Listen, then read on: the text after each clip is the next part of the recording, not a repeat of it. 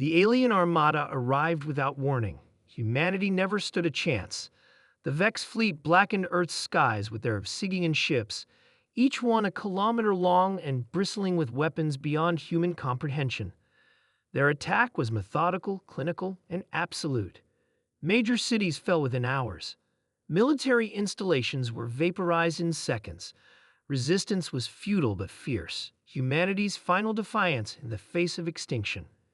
In just 7 days, the human race was reduced to scattered pockets of survivors hiding in the most remote corners of the planet. By the 14th day, even these were hunted down and eliminated. The Vex Supreme Commander, Krell, observed from orbit as his subordinates reported mission completion. Earth was cleansed. The troublesome species that had sent primitive radio signals into space, inadvertently drawing the attention of the Vex Empire, was now extinct. This world, rich in resources and perfectly positioned in its solar system, would make an excellent colony. All human life signs eliminated, Supreme Commander, reported Captain Mord, his scaled skin gleaming under the command deck's lights. Final sweep completed. The planet is ours. Krell's 4 eyes blinked in sequence, a gesture of satisfaction among his kind. Excellent. Prepare the terraforming fleet. We begin reshaping this world in our image immediately. None of them detected the signal that pulsed deep beneath the Arctic ice. 10 kilometers below the surface of Antarctica lay a facility unknown to most of humanity. Project Lazarus had been the ultimate insurance policy, a contingency plan so classified that fewer than 20 people knew of its existence when it was initiated in 2082. 1,000 of Earth's finest soldiers had volunteered for cryogenic suspension, genetically enhanced and cybernetically augmented. They were humanity's last resort, designed to awaken only when specific criteria were met, the complete cessation of all human communication networks, followed by the detection of non-human technology operating on the planet's surface. In a vast chamber of frosted metal and humming machinery, the first pod hissed open. Captain Thomas Reed opened his eyes for the first time in 15 years.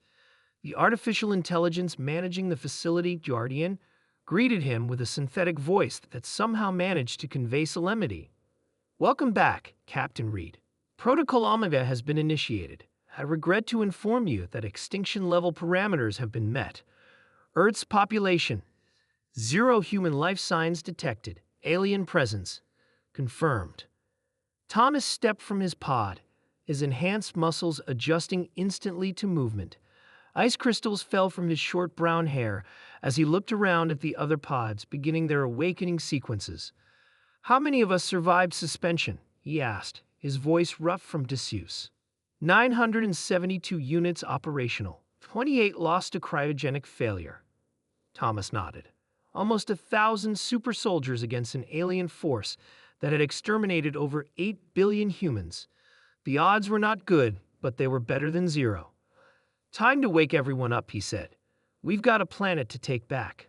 The Vex colony ship Eternal Dominion descended through Earth's atmosphere, carrying 50,000 settlers and the equipment needed to begin transforming the planet. Supreme Commander Krell had remained in orbit with the military fleet, satisfied that the resistance had been thoroughly crushed. On the ground, Captain Mord supervised the landing procedures. The initial base would be established on what humans had called the North American continent, in a region once occupied by a major city. His workers moved efficiently, setting up perimeter defenses and preliminary habitat domes. A junior officer approached him. "Captain, sensors are detecting unusual seismic activity. Multiple locations moving toward the surface." Mord dismissed the concern with a flick of his tail. "This planet is geologically active. Adjust the sensors and continue work." The first attack came at nightfall. A squad of 20 Vex soldiers patrolling the northern perimeter went silent. Then another. By the time Mord ordered a full alert, shadows were moving through the compound with lethal efficiency. Human figures, but faster and stronger than any human the Vex had encountered during the invasion. Thomas led the first wave personally. His team of 50 had traveled over 3,000 kilometers in less than a day, using the hypersonic transport tubes that had been secretly built decades ago beneath the Earth's surface.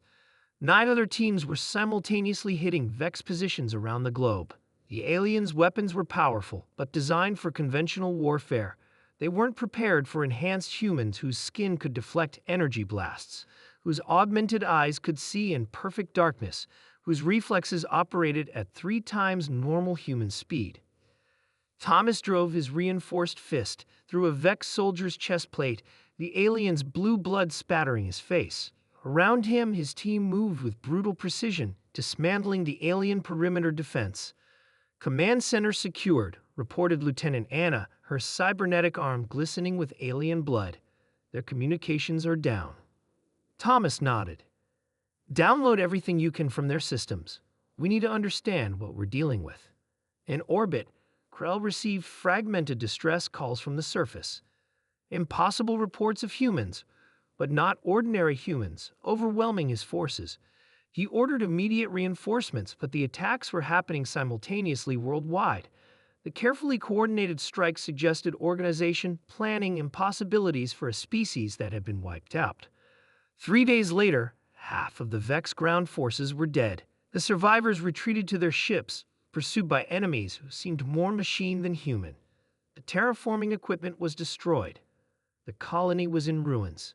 Krell faced a decision: commit more forces or retreat. The Vex had never retreated. Supreme Commander, as Advisor cautioned, these are not the same humans we defeated. They are something else. Before Krell could respond, multiple points on Earth's surface lit up with energy signatures. Ancient defense systems, buried deep and undetected during the invasion, activated on Thomas Reed's command. Massive energy beams lanced upward into space, striking Vex ships with unerring accuracy. As his fleet began to burn, Krell realized the terrible truth. They hadn't killed every human after all. And the ones they'd missed had been designed specifically for this moment, to ensure that anyone who tried to exterminate humanity would pay the ultimate price. The last transmission from Earth to the burning Vex flagship was simple. This is Captain Thomas Reed of Earth Defense Force Lazarus. You tried to wipe us out. You failed. Humanity doesn't die easily. Remember that when you meet us again among the stars.